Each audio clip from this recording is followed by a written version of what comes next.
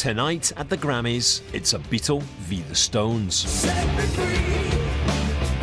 In the Best Rock Song category, Paul McCartney is nominated for Cut Me Some Slack, his collaboration with the surviving members of Nirvana. And who should he be up against but the Rolling Stones with Doom and Gloom.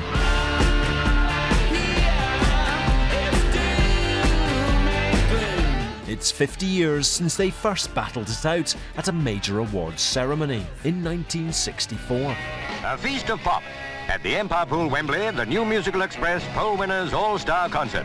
And the fans are out in force because this is the day when the winners of the biggest poll in the world will receive their award. Nobody's going to challenge this award. The Beatles, voted World Top Vocal Group. Roger Moore's there to make the presentation. You've got the Beatles and the Stones going head to head. It's the peak period for British music. You know, it's never been better than that. 10,000 people, Wembley. Both bands played, both bands won. I spoke to Jagger last year actually, and he still got his award from that night. And 50 years later, we still have Paul McCartney v the Rolling Stones at the Grammys. Is that a good thing for music? Yeah, I think it's great. People buy into the myth of rock and roll. That's the greatest rivalry there's ever been. And it will never die. No one will ever win. It will always carry on. But when it comes to the Grammys, it's clear who's ahead. Paul McCartney won 10 Grammys with the Beatles, the first Best New Act of 1964, and with his solo work, his total 16.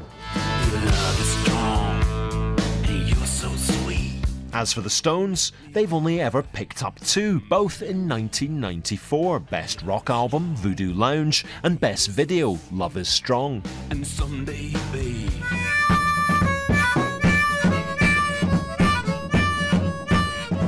However, according to their best-known tribute act, the Counterfeit Stones, another Grammys defeat would not hurt at all.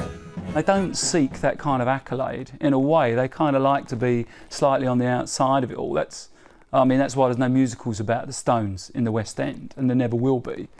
And I just think that it's in keeping with that. I don't think they worry about it. I mean, Keith hated it when Mick got his knighthood, so the idea that they'd worry about Grammys, I don't think occurs. Any doubts about the Beatles' reception in America were dispelled the moment they touched down. Both Paul McCartney and Ringo Starr will be at the Grammys to receive an award for the 50th anniversary of the Beatles' first US trip. George, John, Paul and Ringo had found a new world to conquer. And tomorrow, the surviving Beatles will head to New York to film a tribute concert. But before that, there's the small matter of doing battle once more with the Rolling Stones. Colin Patterson, BBC News.